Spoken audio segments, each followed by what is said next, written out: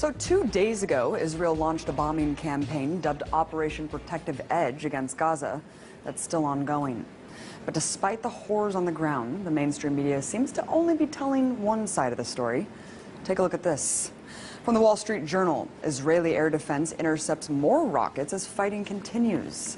And the LA Times goes on to declare that Palestinian rockets reach farther into Israel. And lastly, the New York Times makes it seem like there's an equal playing field by stating Israel and Hamas simply exchange fire.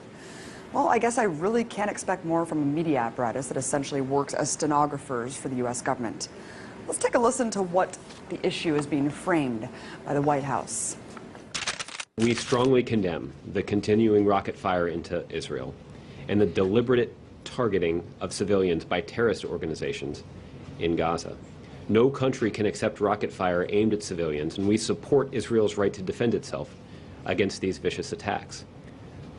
At the same time, we appreciate the call that Prime Minister Netanyahu himself has made publicly to act responsibly. Wait, what? Acting responsibly?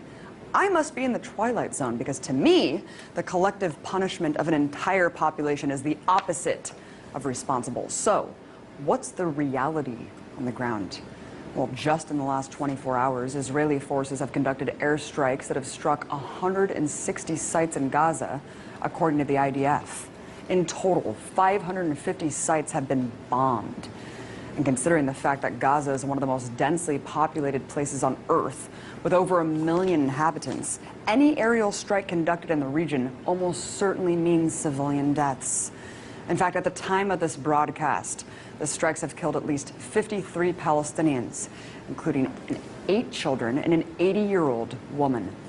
According to the Palestinian Minister of Public Works and Housing, at least 50 homes have been destroyed so far and 1,700 damaged. So when the IDF talks about hitting, quote, Hamas targets, remember that Hamas is the democratically elected leadership of Gaza, which could mean any government building or social services for Palestinians. So while the U.S. government can go on and on about Israel's right to defend itself, take heed of the increasing death toll in Gaza and the fact that no Israelis have yet died as a result of Hamas rockets. Look, I denounce deadly force on both sides. But it's important to not frame this as a cycle of violence that's equal. One is the colonizer oppressor, the other, the colonized oppressed. As IDF General's son Miko Piled said just yesterday on the show, there are 2 choices for Palestinians in occupied territories: to completely surrender or resist. And resistance is what we're seeing now. I'm sick of my Palestinian friends losing their friends and family every time Israel goes on the offense against innocent people living in an open-air prison. So if demolishing homes, conducting mass arrests, and bombing civilians is, quote, responsible, I shudder to think how many people have to die in order to define irresponsible.